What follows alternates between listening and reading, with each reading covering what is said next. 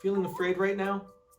Well, hey, my goal here is to share a little bit about fear and how we can overcome it. I thought I would share a little book that I read when I was in first grade and did all kinds of book reports on it until the teacher told me I finally had to read a different book. Serious, that's a true story. But it was the monster at the end of this book. And if you're not familiar with the book, I'll give you the quick story without reading it all.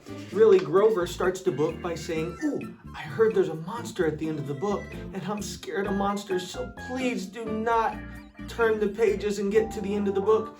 And of course, as little children, we continue to turn the pages, and he continues to scream and say, "Don't do that, don't do that." He tries to tie the pages shut. He ends up at some point building a brick wall, trying to keep these pages from turning. But of course, as a child, we keep turning the pages till finally we get to the end. He's begging us, "Please, I don't want to see the monster. I don't want to see the monster." And then he says, "Oh, the monster's only me.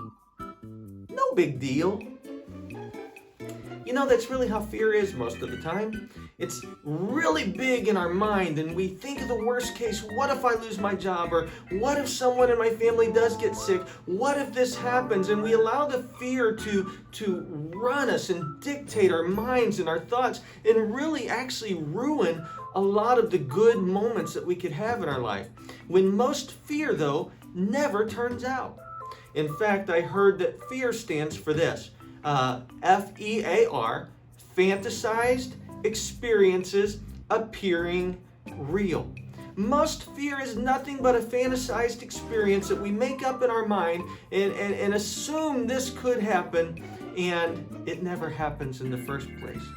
And I know you're maybe saying, "Well, what if it does happen?" And I've also heard this. Well, if it does happen, then you just put yourself through anguish 2 times. The time of fearing that it may happen, and then the anguish of it actually happening. So the fear is useless. Get rid of it. So let's look at where the source of fear actually comes from. And I can tell you that the source of fear is not from God. In fact, the word says God has not given us a spirit of fear, but he has given us a spirit of power, a spirit of love, and a spirit of sound mind. So if it doesn't come from God, we must know that fear, and if it's fantasized as deception, has to come from the enemy of God, which means nothing about fear can actually be good.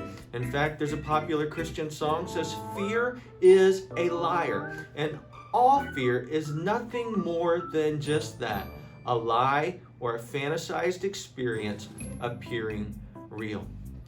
My encouragement today is, let's not be like Grover. When fear comes, what can we do? Well, I think first we need to recognize what fear is. It's a fantasized experience. It's probably nothing more than us looking in the mirror at a later date saying, "Oh, that was no big deal."